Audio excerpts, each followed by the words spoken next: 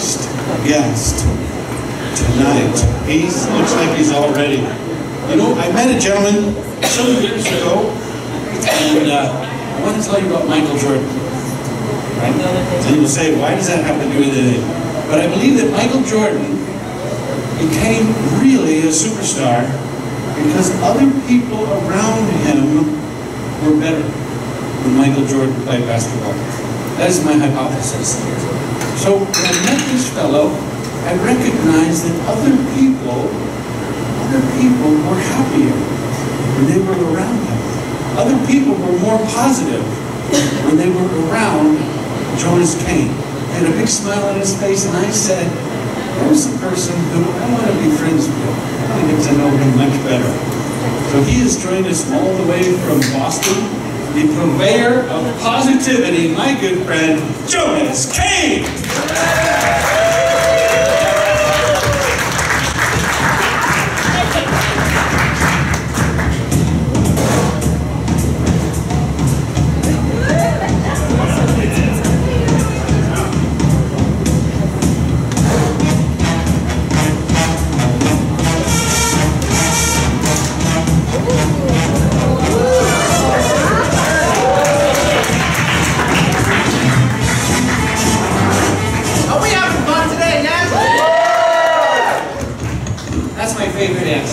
Let's have a big hand for Michael.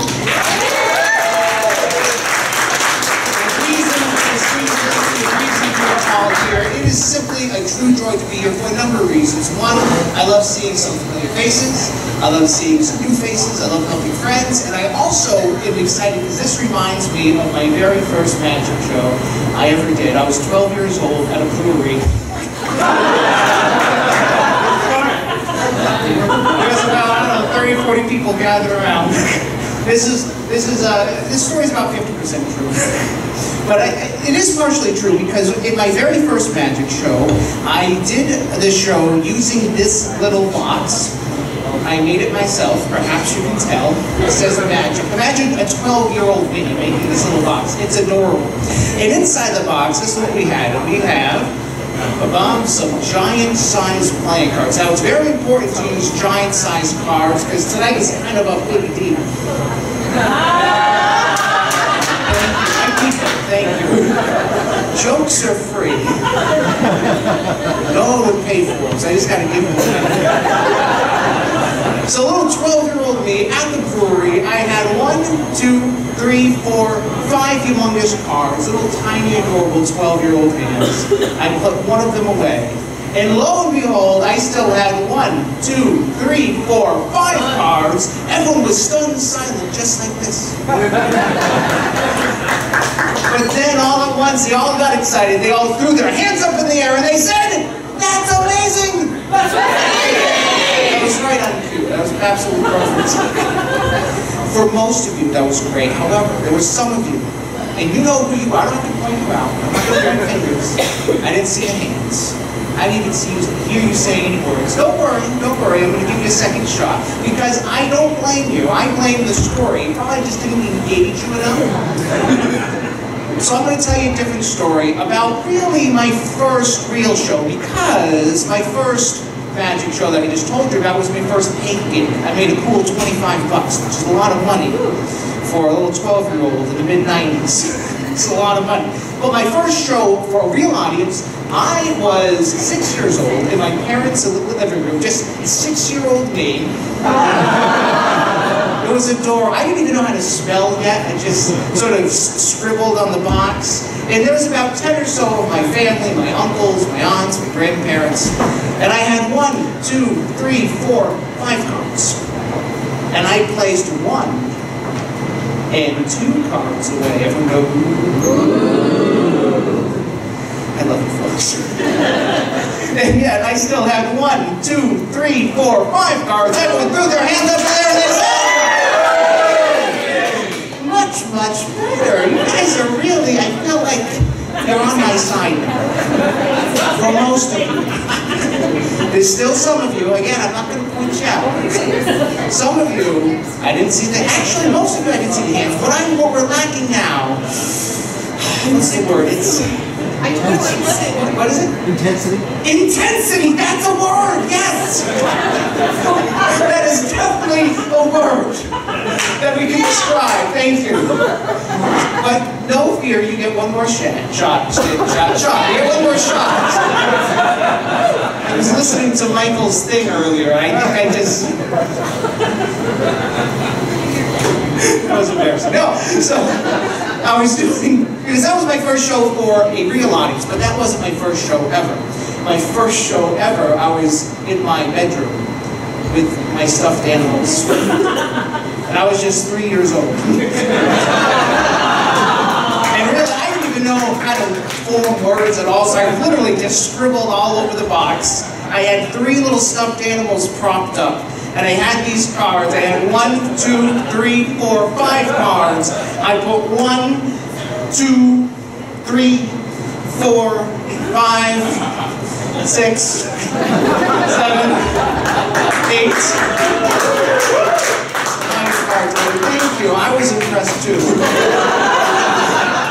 Mind you, I was only 3. I didn't know how to count yet. So of the 5, I put 9 of them away. And yet, I still had 1, 2, 3, 4, 5 cards, and when all the cards disappeared, everyone was so amazing. Oh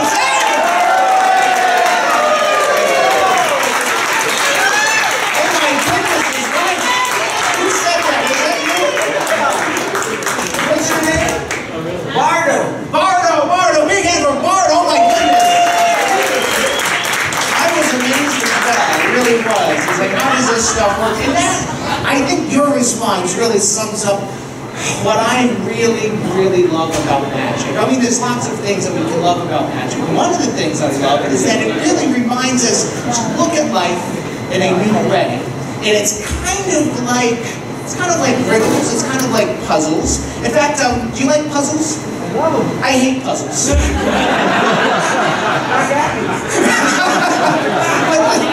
I like the idea of puzzles and riddles. What I like, though, is I like to hear the solution and then sort of reverse engineer a little bit. And there's this one particular experiment. This is called the napkin problem.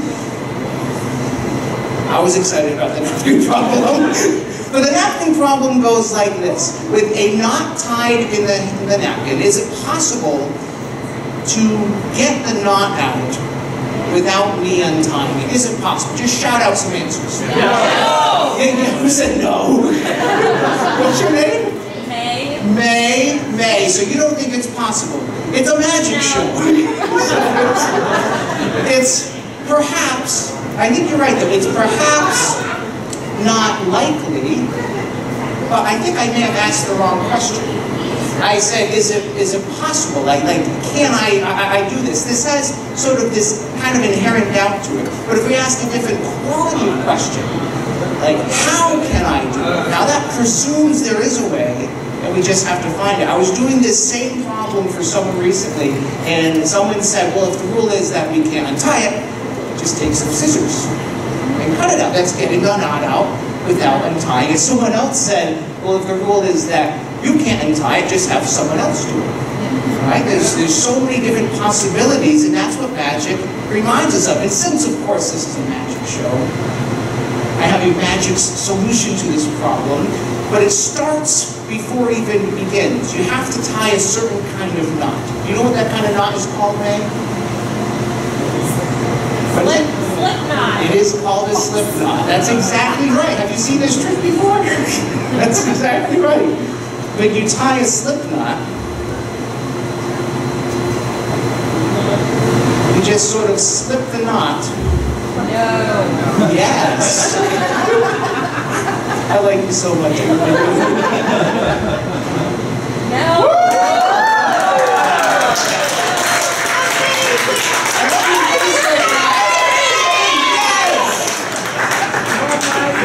Oh my goodness, it's right.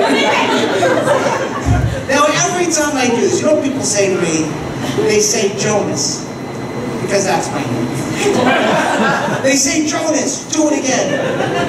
All right, thank you for asking me. That was right on cue. That was like perfect. Really, someone said right now, you get me. But the thing is, I can't do this again.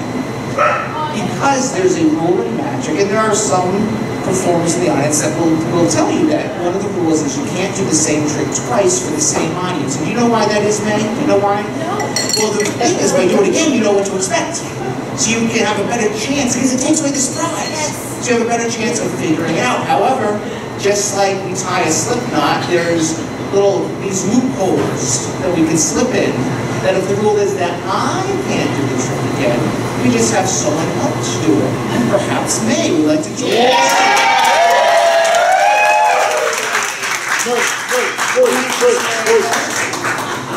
Oh, it's not possible. But how can you do this? How can I do things? Yeah, how can you? And where are you from? Orange County? Orange County. So you came all the way from Orange County. Yeah, with my friends. With your... We're gonna surf. Woo! How did you hear about the show? We met Michael at the Magic Castle, and it was so amazing, and he was our favorite magician of the night. And I hope you heard that, Michael. You are their favorite magician. This is a big deal. This is a big deal. a whole night. That's a big deal. Well, May, I'm not going to try and steal Michael's thunder, but perhaps you can. You're going to hold on to the napkin, one hand on each side, and you're just going to pull the knot nice and tight. Are you right-handed or left-handed? So you're going to hold the handkerchief in your left hand. Let go with your right hand. And show your hand empty. Roll up your sleeve. I don't want anyone to think there's anything hiding up there. All right? And just wave the hand over the knot.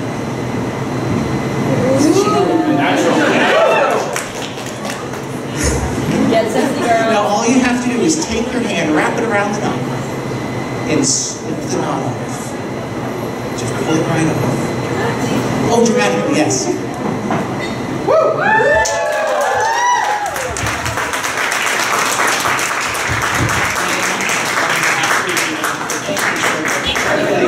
Big hand for May.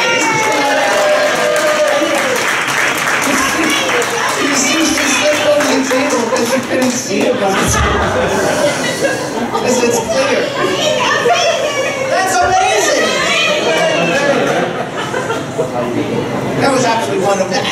Again, that's one of the things that I love about magic. I don't like puzzles, I don't like riddles, but I do like that aspect, is that it can take us from a moment of confusion, perhaps of doubt, right? But then once we know that there is a way, taking that solution and reverse engineering it. In fact, one of the puzzles that when I was a kid, I hated this thing because I thought it was beneath my dignity as a human person, mostly because I couldn't figure it out. Perhaps some of you can sympathize with me. I am, of course, talking about the notorious Rubik's Cube. Does anyone actually know how to solve this thing? One person. That's about right. That's about right. What's your name? Marcelo. So Marcelo knows how to solve this thing, but in a room full of, I don't know, 30, 40 people, one person. That is about right. And I think part of the problem is that it's so difficult that we don't take the time to do it. And that is the focus of this idea. Think about this. My best time until recently solving the Rubik's Cube was just about 30 years. And the reason it took me that long, and how old are you, Marcelo? 16. 16, so you already got me beat. The reason it took me so long is the first 29 years I avoided this problem because it was too hard. But then one day I got to thinking, I don't remember what the particular experience was, but I just got to thinking, just because something is hard, doesn't mean we should avoid it. Maybe that just means we have to find another way, right? But just like anything big, like if we want to become a writer, we don't start off by writing a novel. If we want to become a bicyclist, we don't start off by riding 3,000 miles across the country. That would be ridiculous. Who would do such a thing? I actually tried, but it didn't work. It's a true story. It just happened the other day. Well, maybe 10 years ago or so. But what we do is we don't start off big, we have to start off small. So that's exactly what I did. I started small. Isn't this adorable? adorable? This is a regulation style cube, but it's in adorable size. And what I do over here, just take the cube, don't solve the cube, but just sort of mix up all the colors. And once you mix it up a little bit, pass it to the next person. They'll mix it up and pass it to the next person. The idea is several of you are going to have a chance to mix up this cube. Now, the reason I'm having you do this is that it proves a point.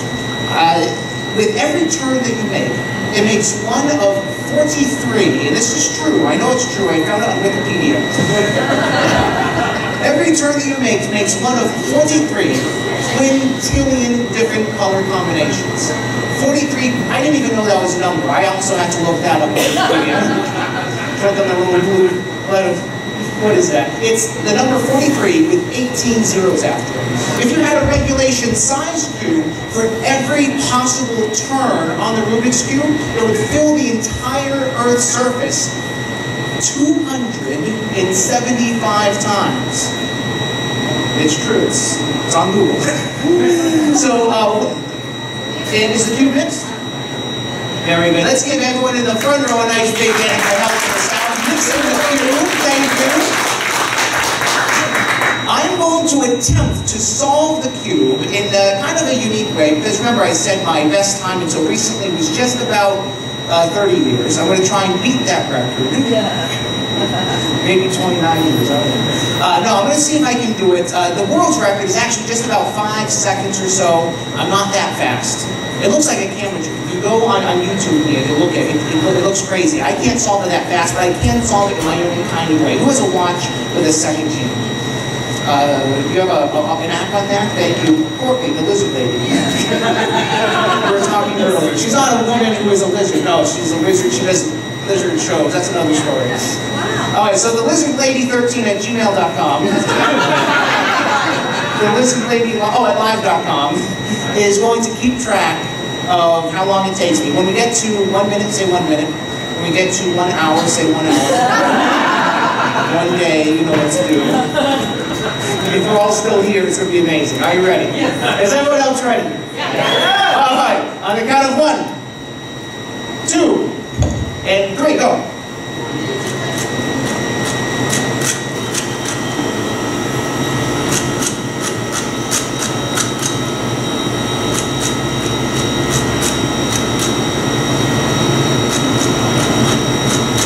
How are we doing on time? And time, how about now? 23 seconds. I did this last week, 25 seconds. I'm doing better. Ladies and gentlemen, Rubik's Cube. Thank you very much. For my next trick. What's that? Seriously, I do love you so much. Now, here's the thing. Some people at this point accuse me because they say, you know, so far, so what? but think about this. Most people solve the cube with putting all the greens on one side, or all the whites on one side, or all the blues, but that's just how everyone else does it. That's only one of the 43 quintillion different possibilities for solving the cube. I already know how to do that. So to go a step higher, to do even better, I decide on a new combination and I solve it for that formation. And this is the one that I decided upon today.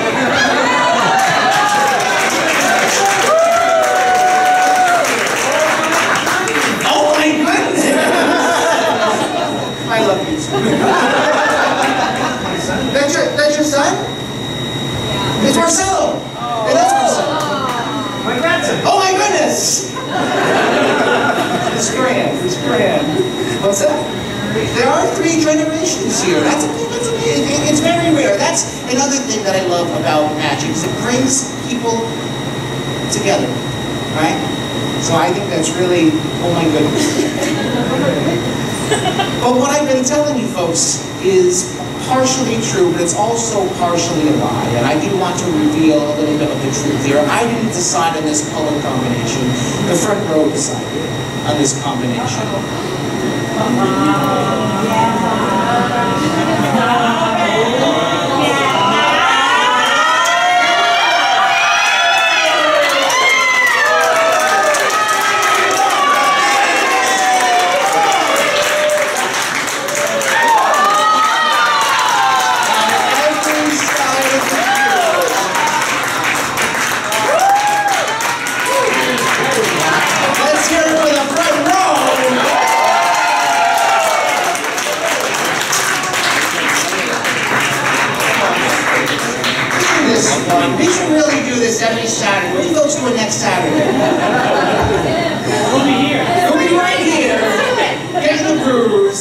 having some magic.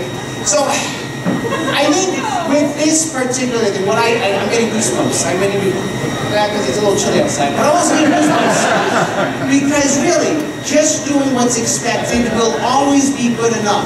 But doing more than expected will always be where our personal best can be found.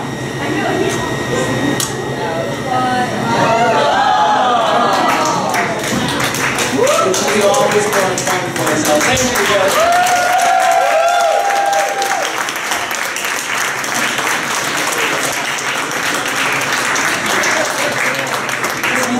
Years to figure that out. Are we still having fun, yes? Now, I was pretty excited earlier. I saw this particular magic trick being performed that it's one of my personal favorites. And what I most perhaps love about this particular one is that I found a way to do it kind of like the table. You can see right through it. So this is my innovation of a trick you've already seen one of the other performers do. Everyone go, you're going to be able to see right through this one. It's also kind of a riddle, right? But I'm going to give you the problem, you're going to hear the solution, and then you're going to really go, ah, right? Here is the problem. We have 3 little white, invisible plastic cups face down on the clear table. Can everyone see the 3 little white invisible plastic cups? Yes, that's right, because we're using our imagination. You have a good imagination, right? Brett. It's Brooke. Brooke, where are you from? Glendora. I saw signs for Glendora. I'm not from California, so I really don't know where Glendora is, but I did see a sign for that place. Thank you for coming. So, your name again? Oh, Brooke, with an E or just a K? That's how the cool kids do it. Brooke, you can see these cups. I also have, I almost forgot, a little red invisible ball. You can check out the ball. Is that a real little red invisible ball that you might find in your invisible home? You're doing great. You can toss it back up. Thank you very much, Brooke. Now the idea is the ball wants to go underneath one of the cups, but it's not going to start there. It's going to start off in the side of my pocket. Your job is to try and guess which cup has the ball, but here's the thing, you can only choose one. Is the ball underneath cup number 1, cup number 2, or cup number 3? If you think you have an answer, don't say it out loud just yet. Just keep it in your mind. Let's give Brooke the first shot at this. Do you think it's under cup number 1, 2, or 3? I keep turning it off every time I take it out of there. What did you say? Number 3. Number 3. I'm going to give you a hint. It's not under 3. Alright, so at least, I just want to give you another shot. It's either under 1 or number 2. Which one is it under? There we go. That's exactly what it's under. It's underneath cup number 1. Give her a big hand! But the real question is, why was it underneath cup number 1? Do you know why? Why is it? Because it's magical, yes. But remember, this is because I did put it there. So yeah, these are, you see, you were listening earlier, right? There's all these other solutions. It is imaginary, and you're using your imagination. But remember, this is a riddle, and riddles are rational. Very much unlike me. That's my problem. I'm an emotional being experiencing a rational world. I'm doing my best to embrace this, but this is really difficult for me. But I'm going to share this with you, just in case you are emotional beings as well.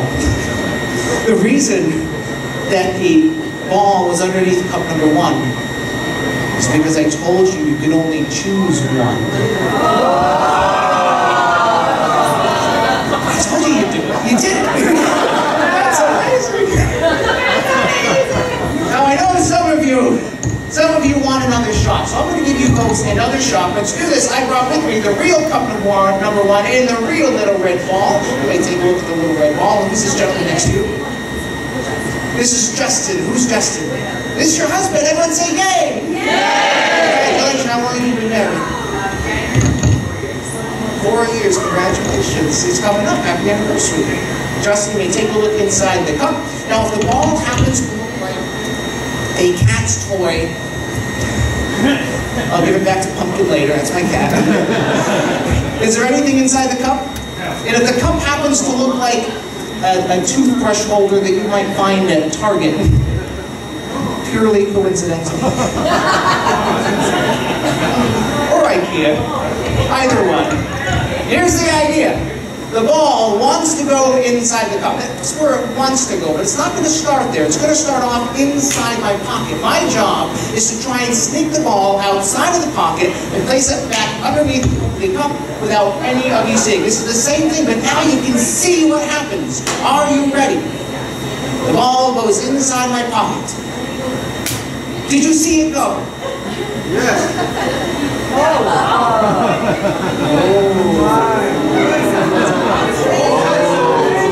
It's amazing. However, I see someone over here who I think perhaps has a possible solution. What's your name? Rossi? Now, oh, Roxy, what is your possible solution? She thinks perhaps that I'm using 2 balls. Now that's, and that I'm hiding one of them in my hand. Well, that's a solution. That's certainly one solution, right? Right? Now, oftentimes when I do this, if people don't come up with a solution right away, which I appreciate you sharing that, Roxy, some people get frustrated. Now, some people are just like, yeah, that's fun, yay, that's awesome. But some people come up with solutions. Some people get frustrated and they say, how'd you do that? Justin, say, how'd you do that? Well, here's the thing, Justin. The thing is, one of the rules of magic is you never actually tell someone how the trick is done. So even if someone guesses, I can't tell you that's how it's done. If you ask me how it's done, I can't tell you. Because if I tell you, what's going to happen? You have to kill him.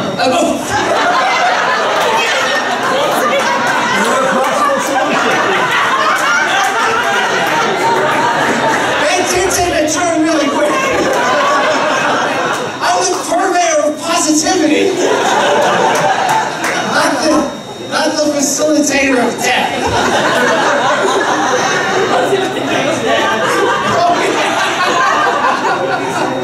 Oh my face hurts. That was because I was smiling so much. That was hilarious and scary all at once. Okay. No, we don't kill them. But what I can do, because tonight is a special night. Actually, I asked Michael if it was okay if I do this. I'm going to, and the reason that I'm going to do this, I'm going to explain why, because there is that rule, don't explain how the tricks are done, right? Because it ruins the surprise. You figure out how the trick is done, it takes away the magic. That's what life is about, though. It's about embracing surprise. Even the surprises that we expect, the surprises that we don't expect. It's sort of like that proverbial saying, when life gives us lemons, what do? We make lemonade. But the only way that we can take a sour situation and turn it into a sweet outcome is if we embrace those surprises. So I'm going to take away a little bit of the surprise and teach you how I do this trick by pulling back the curtain.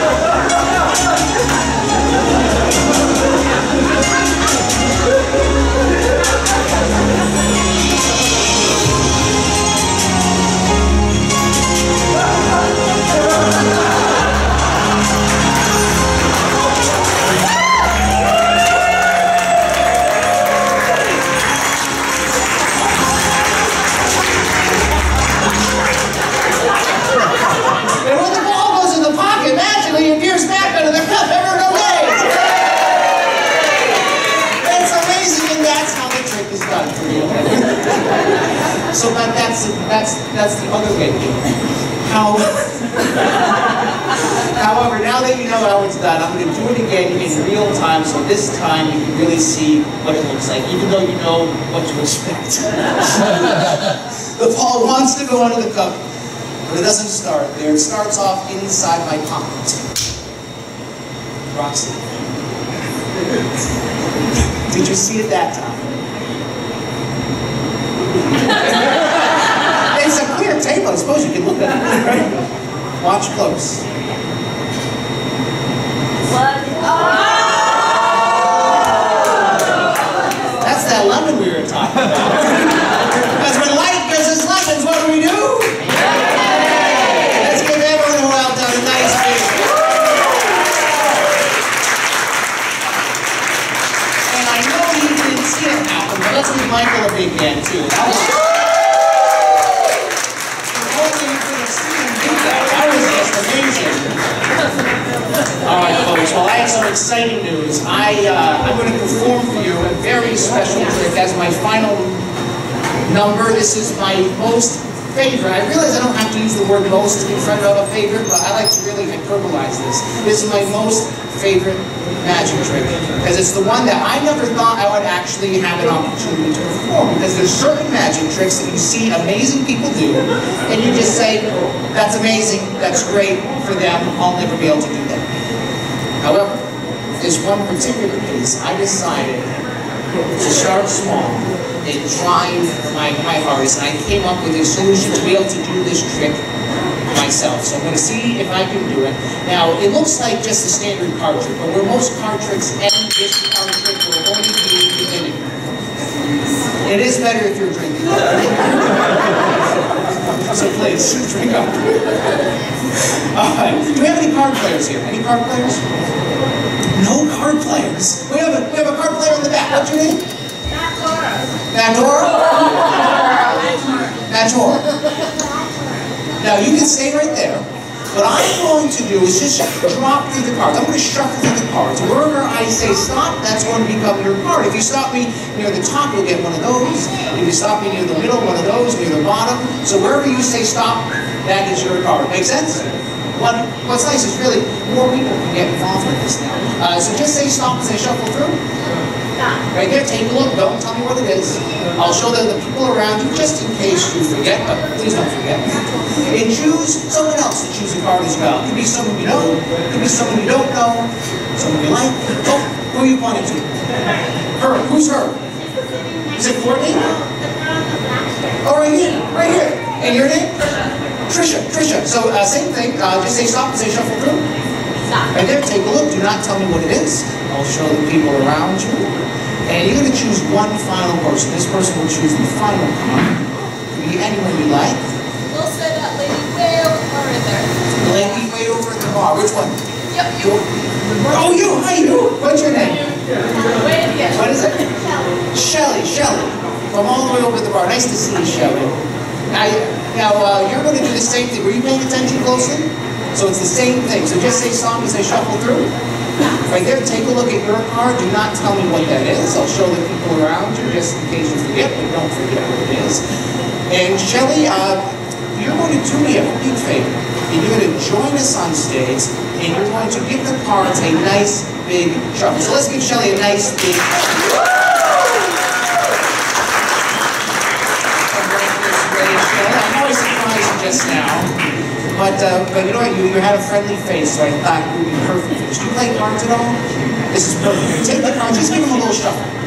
Now think about this. 3 cards selected, 3 different places in the deck, now being shuffled by Shelly. It's called the Shelly Shuffle. Say that 3 times fast. It is fancy. And Shelly, once you are happy, and I hope you're happy now, because, you know, let's choose happiness. We don't have to wait for happiness, but when you're happy with the shuffle, you can place the rubber band around the deck. Now think about this. Shuffle deck, 3 different cards, shuffled by Shelly, rubber banded, and you can place the deck on the barrel of booze. Now Shelly, my job is to turn off the microphone and then turn it back on. If you can take one step forward, please. My job, Shelly, is to try and find those 3 cards. That's my job. Your job is to make it difficult for me to find those cards. So you're going to put me into this straitjacket.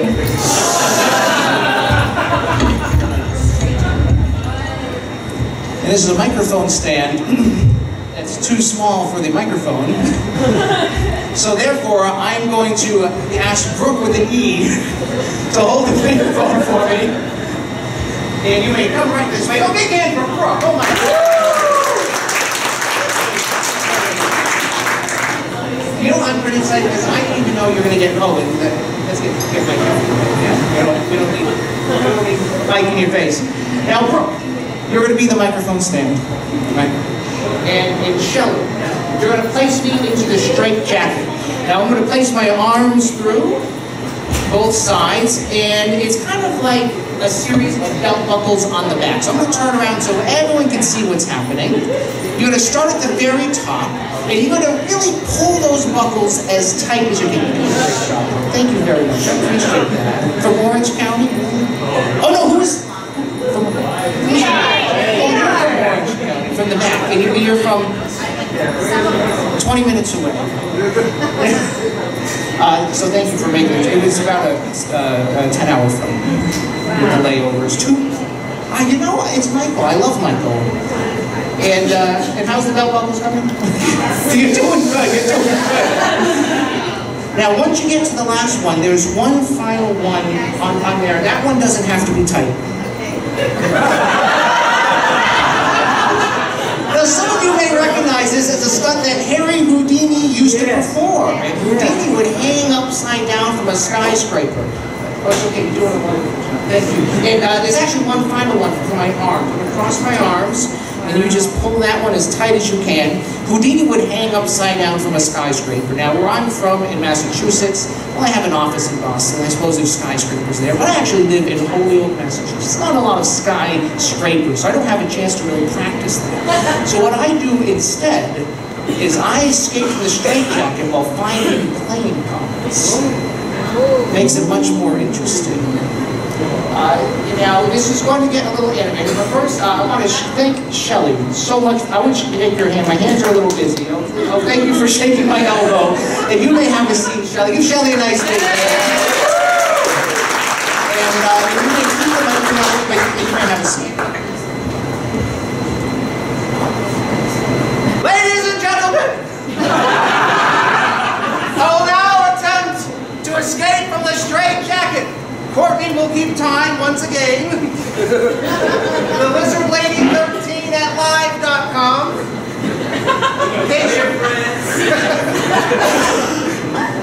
When we get to 1 minute, say 1 minute, you know, it's the same joke. And I'm going to attempt to beat my own record, or, well, I'm going to actually try and beat Houdini's record, which was just about, I think, 2.5 minutes, I believe, or my own personal record, which is just about 3 hours. Whichever comes first. Are you ready? Yes! I said, are you ready? Yes! All right, and press, go!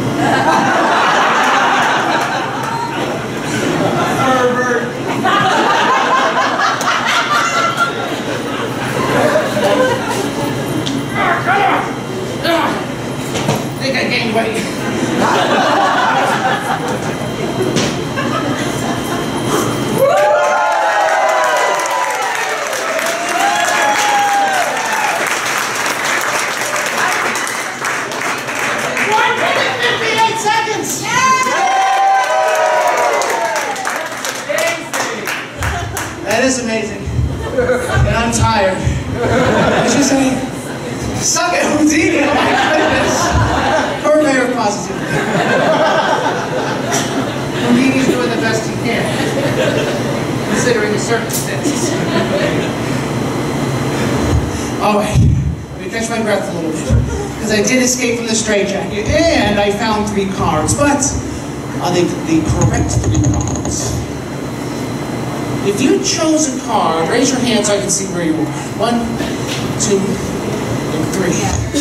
When you hear your card, you will say, yes, that's my card. You'll get a big thunderous round of applause. The 3 of clubs. Yes, that's my card. First one, let's shuffle the deck of cards. All right, who chose the King of Hearts? That was your... I was in a straitjacket with a shuffled deck of cards. All right, last card, last but not least, it has to be your card. Shelley's Jack of Spades. Give Shelley a nice big hand. Is that your card?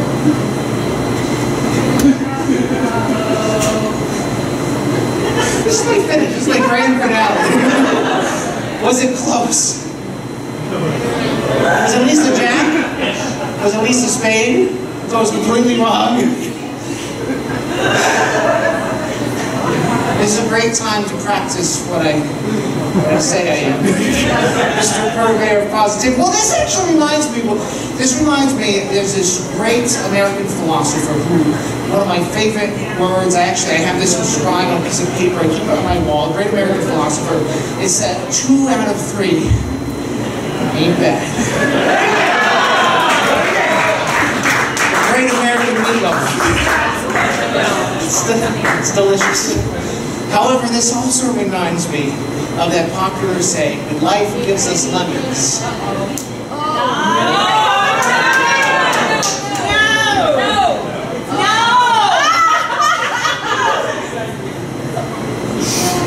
You see, when things don't quite go as planned, we of course can get frustrated.